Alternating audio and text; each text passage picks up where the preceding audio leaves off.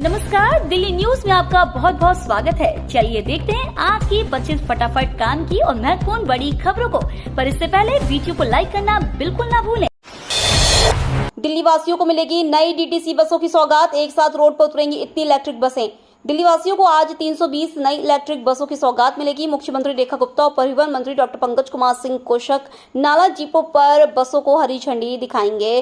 कई माह बाद इतनी संख्या में बसों को दिल्ली की सड़कों पर उतारा जाएगा। इन बसों में 9 मीटर लंबी 240 मिनी इलेक्ट्रिक बसों के अलावा 12 मीटर लंबी स्टैंडर्ड साइज वाली 80 इलेक्ट्रिक बसें शामिल है। इन बसों को 70 से अधिक रूटों पर चलाया जाएगा। इसमें सबसे ज्यादा पूर्वी व मध्य दिल्ली के रूट शामिल हैं। आम आदमी पार्टी इस चुनाव में उम्मीदवार न उतारने का किया ऐलान। दिल्ली में होने वाले मेयर और डिप्टी के चुनाव के लिए भारतीय जनता पार्टी प्रत्याशी सरदार राजा इकबाल सिंह और जय भगवान यादव ने सोमवार को अपना नामांकन पत्र दाखिल किया। इन दोनों प्रत्याशियों ने केंद्रीय राज्य मंत्री हर्ष मल्होत्रा, सांसद योगेंद्र चंदोलिया, सांसद कमलजीत सहरावत की मौजूदगी में नामांकन पत्र दाखिल किया। उधर आम आदमी पार्टी इस चुनाव में उम्मीदवार न उतारने का ऐलान कर चुकी है। पार्टी ने भाजपा पर उनके पार्षदों को खरीदने का आरोप लगाया है। इस बीच सरदार राजा इकबाल सिंह का बयान सामने आया है। उन्होंने इसे दिल्ली के लोगों की जीत बताया है।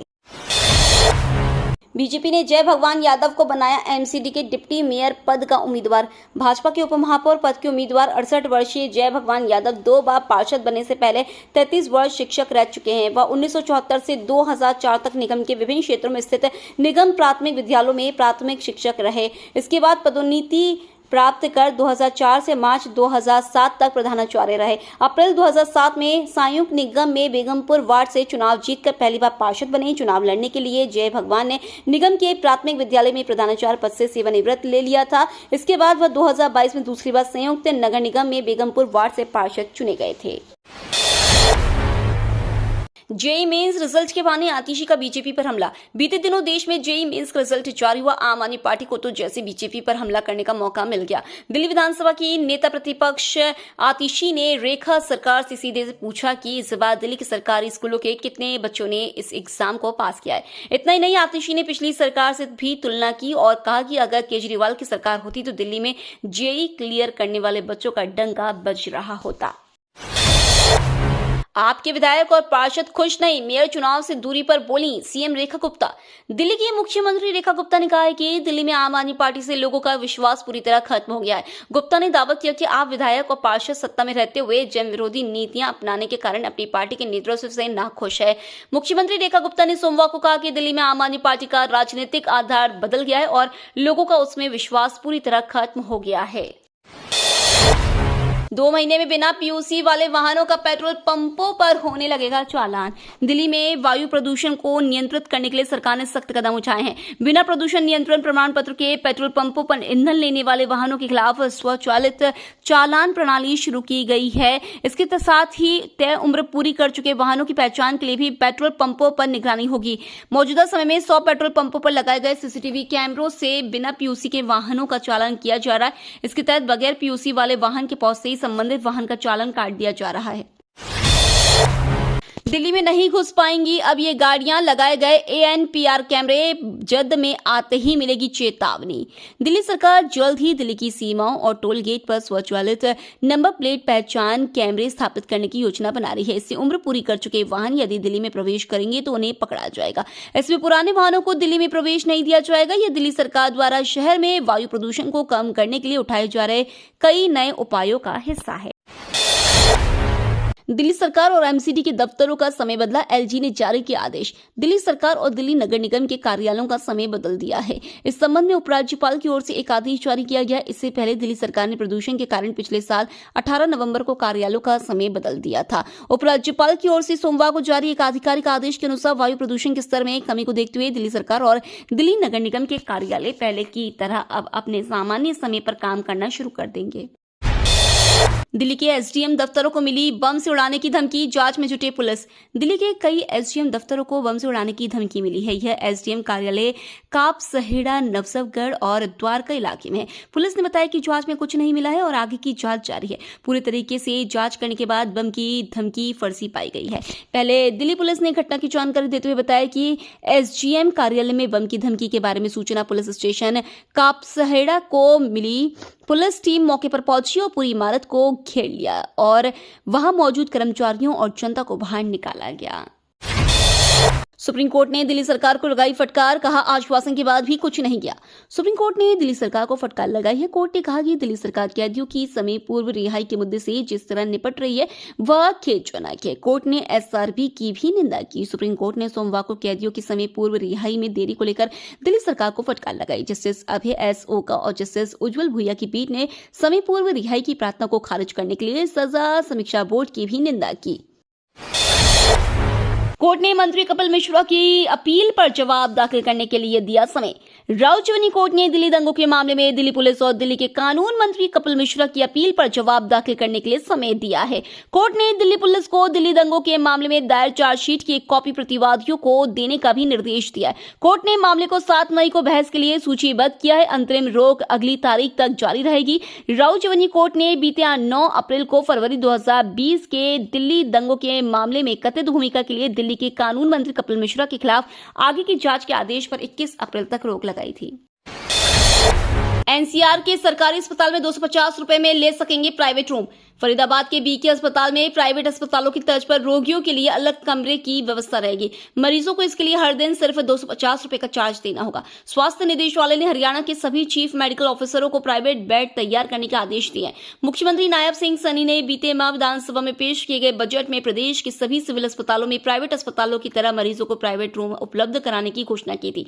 मुख्यमंत्री की घोषणा के बाद योजना पर काम शुरू हो गया है। इस योजना के पहले चरण में एक कमरे में निजी बेड तैयार किए जाएंगे।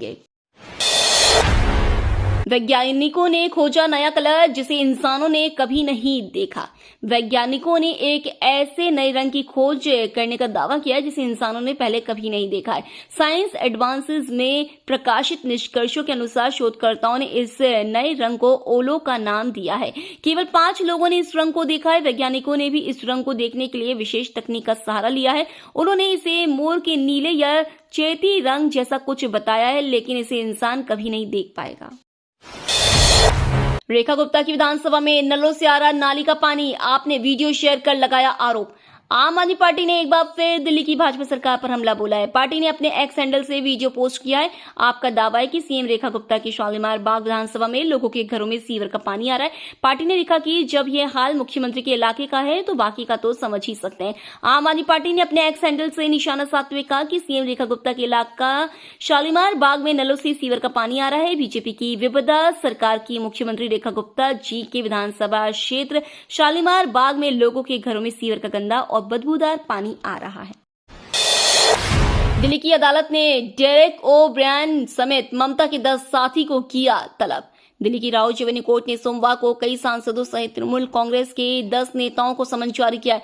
जिन नेताओं को समन जारी किया गया उनमें प्रमुख टीएमसी सांसद डेरेक ओ ब्रायन, मोहम्मद नदीमुल हक, डोला सेन और साकेत गोखले के साथ पार्टी नेता सागरिका घोष, विवेक गुप्ता, अर्पिता घोष, डॉक्टर शांतनु सेन, अबीर रंजन बिस्वास और सुदीप राहा शामिल हैं। अदालत ने इन नेताओं को 8 अप्रैल 2024 में निषेधाज्ञा लागू होने के बावजूद चुनाव आयोग के सामने विरोध प्रदर्शन करने के लिए तलब किया।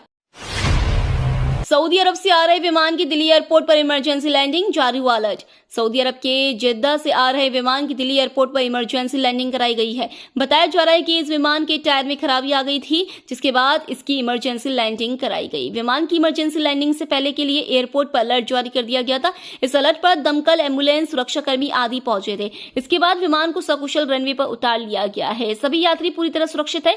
यह विमान सऊदी एयरलाइंस का है। विमान में आई खराबी की एक्सपर्ट्स जांच कर रहे हैं।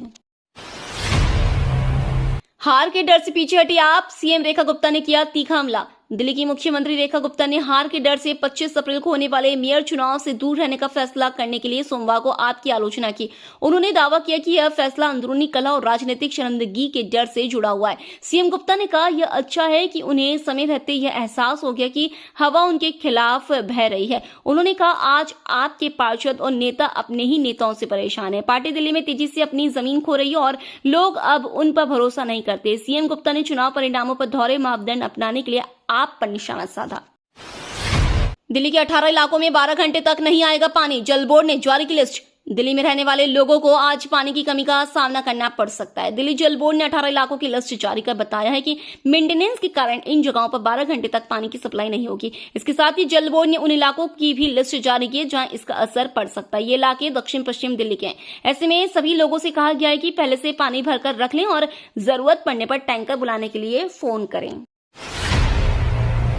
जेडी वैंस के दौरे का दिल्ली में भी असर। दिल्ली पुलिस ने जारी किया ट्रैफिक एडवाइजरी। अमेरिका के उपराष्ट्रपति जेडी वैंस इन दिनों एक भारत दौरे पर आए हैं। उनके साथ भारतीय मूल की पत्नी उषा और 7 बच्चे भी आए हैं। जेडी वैंस के इस दौरे का असर आज शाम दिल्ली में भी पड़ेगा। इसे देखते हुए दिल्ली ट्रैफिक पुलिस ने पहले से ही तैयारी कर ली है। कई रूट्स पर डाइवर्जन के साथ वैकल्पिक मार्ग भी सुझाए हैं। ट्रैफिक एडवाइजरी आज शाम 6 बजे से रात 9 बजे तक लागू रहेगी।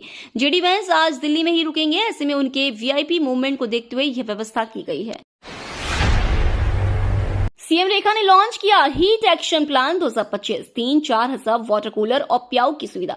दिल्ली की मुख्यमंत्री सीएम रेखा गुप्ता ने हीट एक्शन प्लान 2025 लॉन्च किया। इस बार का एक्शन प्लान तकनीकी सहयोगियों, शैक्षणिक संस्थानों, एनजीओ, शासन प्रशासन और जन भागीदारी का समावेश है। हीट वेव से दिल्ली के हर व्यक्ति को सुरक्षित रखना लक्ष्य है। खासकर बाहर काम करने वाले लोगों और कामगारों को सुरक्षित रखने पर फोकस है। दिल्ली सचिवालय में आयोजित कार्यक्रम में सीएम रेखा गुप्ता के अलावा कैबिनेट मंत्री प्रवेश साहिब सिंह, पंकज सिंह, एनडीएमए अध्यक्ष, दिल्ली सरकार के सचिव, सभी 11 जिलों के डीएम मौजूद रहे। अमेरिकी उपराष्ट्रपति जेडी वैंस ने परिवार संग अक्षरधाम मंदिर का किया भ्रमण। अमेरिकी उपराष्ट्रपति जेडी वैंस ने अपनी पत्नी उषा और 3 बच्चों इवान, विवेक और मीराबेल के साथ भारत की 4 दिवसीय यात्रा के दौरान सोमवार को नई दिल्ली के स्वामी नारायण अक्षरधाम मंदिर का भ्रमण किया। दिल्ली हवाई अड्डे पर उतरने के बाद वे सीधे इस विश्व प्रसिद्ध मंदिर में पहुंचे। मंदिर भ्रमण के दौरान जेडी वैंस और उनके परिवार ने भारतीय कला, पारंपरिक हिंदू वास्तुकला और सांस्कृतिक विरासत को करीब से देखा। मंदिर के जटिल नक्काशीदार स्तंभों, भव्य गुंबदों और कलात्मक छतों ने उन्हें गहरे प्रभावित किया। मेयर चुनाव से आप पीछे हटी तो हमलावर हुई कांग्रेस, बोले इन्हें दिल्ली वालों से मतलब नहीं। दिल्ली में अब ट्रिपल इंजन सरकार होने वाली है। एमसीडी चुनाव से आम आदमी पार्टी ने कदम पीछे खींच लिए हैं। उधर लोकसभा चुनाव में गठबंधन की साथ ही रही कांग्रेस ने आप के इस कदम की आलोचना की है। दिल्ली कांग्रेस चीफ देवेंद्र यादव ने कहा कि आम आदमी पार्टी वालों को दिल्ली के लोगों से कोई मतलब नहीं है, उन्हें सिर्फ सत्ता चाहिए। भारतीय जनता पार्टी ने मेयर और डिप्टी मेयर के अपने उम्मीदवारों की घोषणा कर दी है। एमसीडी मेयर चुनाव से आम आदमी पार्टी के दूर रहने के फैसले पर दिल्ली कांग्रेस अध्यक्ष देवेंद्र यादव ने कहा कि यह दुख की बात है कि दिल्ली ने उन्हें असली बदलाव लाने का मौका दिया, लेकिन अब वे 2025 के एमसीडी मेयर चुनाव से पीछे हटते दिख रहे हैं। दिल्ली में इस हफ्ते 3 दिन हवाएं देंगी राहत, फिर 42 डिग्री तक जाएगा तापमान। राजधानी दिल्ली में अब तापमान में बढ़ोतरी होने का अनुमान है। मौसम विभाग ने अगले 24 घंटे के दौरान आंशिक रूप से बादल छाए रहने और कभी कभी मध्यम गति से हवाएं चलने का अनुमान जताया है। इस दौरान हवा की स्पीड 10 से 20 किलोमीटर प्रति घंटा देखी जाएगी। दूसरे दिन यानी आज दिल्ली में आसमान साफ रहने और 10 से 20 किलोमीटर प्रति घंटे की स्पीड से हवाएं चलने का अनुमान जताया है। एमसीडी में भाजपा की सरकार का रास्ता साफ, अब राजद सिंह का चलेगा इकबाल। दिल्ली नगर निगम की मेयर का ताज इस बार भाजपा के सरदार राजा इकबाल सिंह के सिर पर सजने जा रहा है। एमसीडी में सत्तारूढ़ आम आदमी पार्टी के पास पर्याप्त संख्या बल नहीं होने के चलते इस बार मेयर पद भाजपा के पास जाना तय है।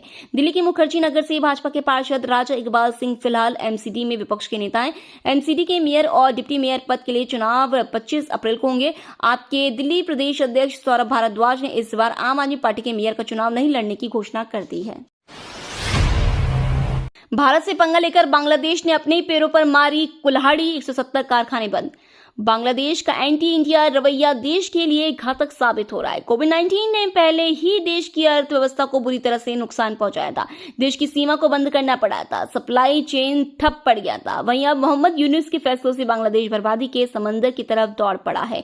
रेडीमेड गारमेंट सेक्टर को बांग्लादेश की इकोनॉमी का रीढ़ कहा जाता है और यह अकेली ऐसी इंडस्ट्री है जो बांग्लादेश के कुल निर्यात में करीब 85% और कुल जीडीपी में 13% हिस्सा योगदान देती है। गारमेंट इंडस्ट्री में करीब 40 लाख लोग काम करते हैं, जिसकी सबसे बड़ी खासियत यह है कि इनमें ज्यादातर महिलाएं हैं। ये तो थी आज की बड़ी खबरें। रोजाना ऐसी सबसे पहले अपडेट पाने के लिए चैनल को सब्सक्राइब करना बिल्कुल ना भूलें। धन्यवाद।